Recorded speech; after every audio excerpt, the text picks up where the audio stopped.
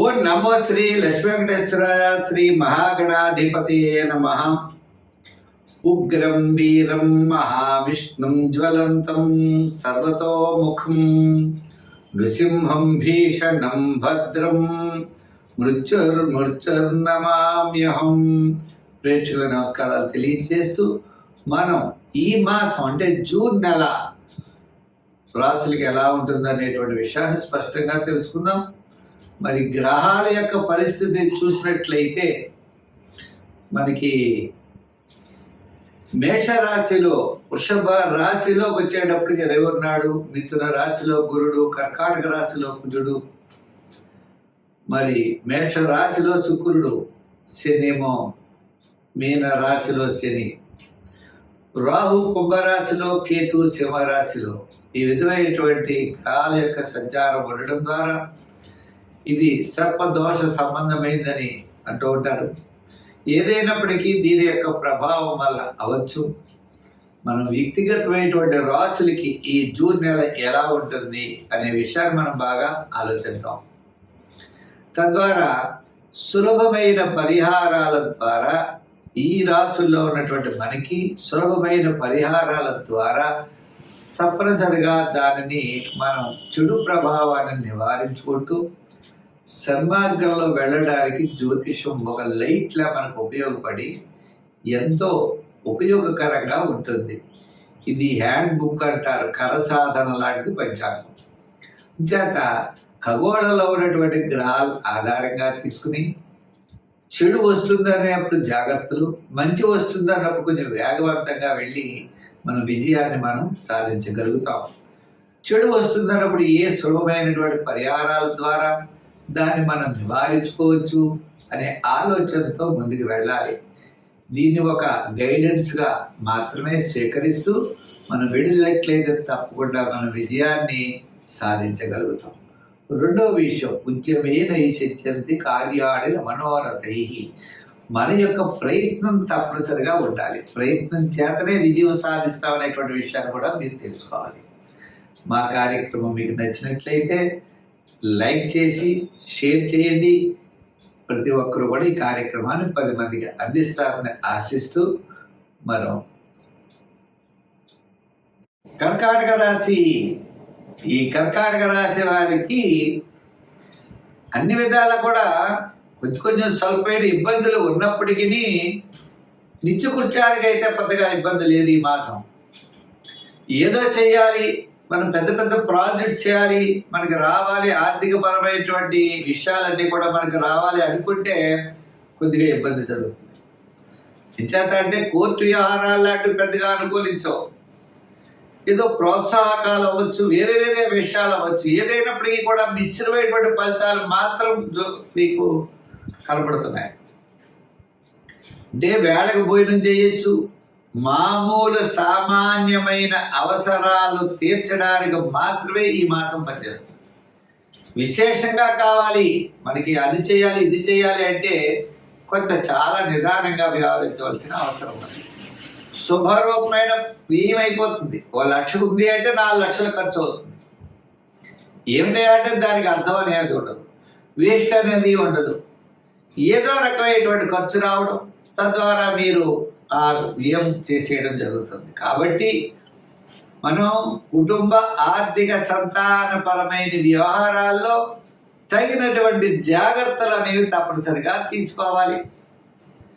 మీకు శ్రమకు తగిన గుర్తింపు ఉంటుంది, కానీ ఇటువంటి విషయాలు మాత్రం చాలా జాగ్రత్తలు తీసుకోవాలి. మీరు చాలా నిక్కచ్చిగా మాట్లాడతారు. ఆ నిక్కచ్చితనం, మీ మాట ఎవరికి అవసరం లేదు ఈ రోజుల్లో. అందుచేత ఏది ఎలా జరగాలి అలా జరుగుతుంది. కాబట్టి అనవసరమైనటువంటి టెన్షన్ పడడం, చికాకు పడడం ఇవన్నీ కూడా పక్కన పెట్టండి. మీ ప్రయత్నాన్ని మీరు చేయండి. తప్పనిసరిగా మీకు మొట్టమొదటి 15 రోజుల్లో చాలా అనుకూలమైన వాతావరణం కనపడుతుంది. తర్వాత 15 రోజులు కొద్దిగా శ్రమ ఉండేటువంటి పరిస్థితులు ఉన్నాయి. అందుచేత మంచి ఆలోచనతో ముందుకు వెళ్ళండి. విద్యార్థులకి దూరంగా సీట్ వస్తుంది, మంచి చోటే వస్తుంది. రాజకీయ నాయకులకి పెద్దగా అనుకూలంగా లేదు.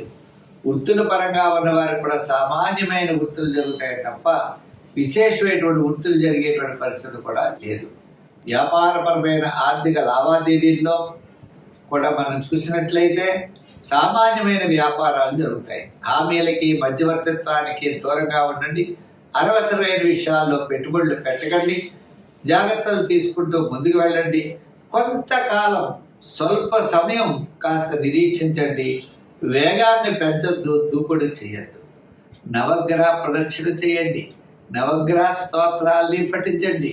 సోమవారం శివాలయంలో పంచామృతాలతో అభిషేకం చేయండి. మరి సంఖ్యల్లో 2, 7, 9 ఎక్కువగా వాడండి. తెలుపు లైట్ అంటే గోల్డ్ కలరు, అదేవిధంగా లైట్గా బ్లూ అంటే మీకు రూబీ కలర్ ఎక్కువగా వాడండి. తద్వారా మీరు అనుకూలమైన వాతావరణాన్ని సాధించగలుగుతారు. మిథున రాశి. ఈ మిథున రాశి వారికి మిశ్రమైనటువంటి ఫలితాలు ఉన్నాయి. అయినా శుక్రుడు అనుకూలంగా ఉండడం ద్వారా విందులు వినోదాల్లో పాల్గొనే అవకాశాలు ఉన్నాయి. పుణ్యక్షేత్రాలను దర్శించే అవకాశాలు ఉన్నాయి. విశ్రాంతి గృహాల్ని దర్శించే అవకాశాలు ఉన్నాయి. అంటే మానసికమైన ప్రశాంత వాతావరణం అయితే తప్పనిసరిగా ఉంటుంది. అయితే ఇంకా జూపిటర్, సాటర్న్, రాహు ఇలా గ్రహాల యొక్క బలం మిశ్రమంగా ఉండడం ద్వారా, గురుబలం అనుకూలంగా లేకపోవడం ద్వారా కుటుంబ ఆర్థిక సంతానపరమైన వ్యవహారాల్లో నిదానముగా నడుచుకోవాలి. శని ప్రభావం ఉండడం ద్వారా అంటే అనుకూలంగా లేకపోవడం ద్వారా ఆరోగ్య సూత్రాలను పాటించాలి. ఇలా గ్రహముల యొక్క బలం మిశ్రమైనటువంటి ఫలితాలు కనపడడం ద్వారా ప్రతి పని కూడా ఈ మాసంలో చాలా ఆనందకరంగా గడిచినప్పటికీ దీర్ఘకాలిక ప్రయోజనాన్ని ఇచ్చేటువంటి పనులైతే మాత్రం ముందుకు వెళ్ళాం. అందుచేత మరి ఈ రాశి వారు విద్యార్థులైనట్లయితే దక్షిణామూర్తిని బాగా పూజించాలి. రాజకీయ నాయకులు సూర్య ఆరాధన చేయాలి. వృత్తుల వారు వెంకటేశ్వర స్వామిని ఆరాధించాలి. వ్యాపార పరంగా కూడా వెంకటేశ్వర ఆరాధన చేయాలి. నూతనమైన వ్యాపారాలు పెద్దగా యోగించే అవకాశాలు లేవు. సామాన్యమైనటువంటి వ్యాపారమే జరిగే అవకాశాలు ఉన్నాయి.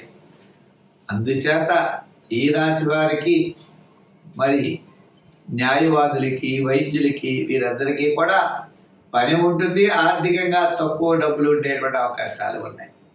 ఇంకా ఐటీ రంగం వారికి, షేర్స్కి, చిన్న చిన్న వృత్తుల వారికి కాస్త పూర్వార్థం కంటే తరువాత భాగంలో కాస్త అనుకూలమైన వాతావరణం ఉన్నది.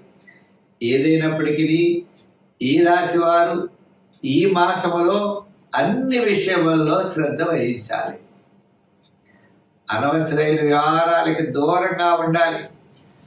విషయముల యందు శ్రద్ధ, పట్టుదల, చాలా కష్టపడితే కానీ మనం విజయం సాధించేటువంటి పరిస్థితులు అయితే లేవు. ఈ రాశి వారు తప్పనిసరిగా నవగ్రహారాధన చేయండి. నవగ్రహాల చుట్టూ ప్రదర్శనలు చేయండి. నవగ్రహ స్తోత్రాన్ని పఠించండి. శివారాధన చేయండి. దత్తాత్రేయుడి యొక్క పారాయణ ప్రతిరోజు చేయండి. గురువార నియమం ఖచ్చితంగా పెట్టుకోండి. ఆ వేళ దానాల్లో శనగలు ముత్తైదులు ఇవ్వచ్చును, లేదా స్వీట్లు పంచిపెట్టవచ్చు. ఈ విధంగా అయినా గురువారం నాడు శనగపిండి సంబంధమైన వస్తువులను చేయండి. సంఖ్యల్లో 5, 6, 8 రంగుల్లో లైట్ బ్లూ, గ్రీన్, ఎల్లో రంగుల్లో మీరు ఎక్కువగా ధరించండి. తద్వారా మీకు కాస్త మానసికమైన ప్రశాంతత ఉంటుంది. అన్ని విషయాలతో శ్రద్ధతో కలిగి ముందుకు వెళ్ళినట్లయితే తప్పకుండా వ్యతిరేకమైన ఫలితాలు ఉండవు. మనం ఇబ్బంది పడేటువంటి అవకాశాలు కూడా చాలా తక్కువ ఉంటాయి.